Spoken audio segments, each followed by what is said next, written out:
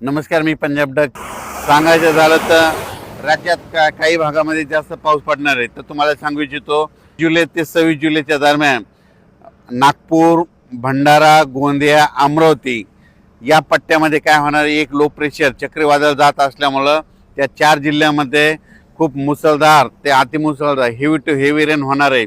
चांगला 300 ते 400 मिलीमीटर तिकडं पाऊस पडू शकतो. म्हणून हा अंदाज नागपूर, भंडारा, गोंदिया, अमरावती त्या शेतकऱ्यांनी लक्ष द्यायचा. त्याच्यानंतर परत राज्यामध्ये आणखीन एका ठिकाणी पाऊस पडणार आहे. म्हणजे 19 जुलै ते 26 जुलैच्या दरम्यान महाबळेश्वरकडं जवळपासनं हेवी टू हेवी म्हणजे खूप मोठा पाऊस होणार आहे. 400 ते 500 मिलीमीटर पाऊस त्या ठिकाणी होऊ शकतो. तर त्या ठिकाणी पाऊस झाल्याच्या नंतर कोयना जे धरण आहे ते आता भरू शकतंय. म्हणून हे अंदाज लक्षात घ्यायचा, कारण की महाबळेश्वरवर पाऊस पडणार आहे, त्याच्यामुळे त्याचं पाणी कोयनाकडे जाते, म्हणून ते कोयना धरण भरू शकतंय. म्हणून हे देखील अंदाज लक्षात घ्यायचा. त्याच्यानंतर राज्यातलं परिस्थिती बघितलं तर मराठवाड्यामध्ये परभणी जिल्हा झालं, लातूर जिल्हा झालं, बीड जिल्हा झालं, धाराशिव जिल्हा झालं, जालना जिल्हा, संभाजीनगर या इथं काल देखील आज देखील पाऊस पडला. आणि आणखीन जवळपास 30 तारखेपर्यंत असा दररोज वेगवेगळ्या भागात काही काही ठिकाणी जोराचा पाऊस पडणार, कुठं रिमझिम पडणार, कुठं पेंडॉलता पडणार.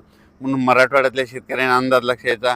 पश्चिम महाराष्ट्रात देखील काय होणार आहे, सांगली, सातारा, सोलापूर, कोल्हापूर, पुणे, त्याच्यानंतर अहिल्यानगर तिकडं देखील काय होणार आहे, हे जवळपास 30 तारखेपर्यंत 30 जुलैपर्यंत म्हणजे आज 19 ते 30 आणखीन 10-11 दिवस असा दररोज वेगवेगळ्या भागात पाऊस पडत राहणार आहे.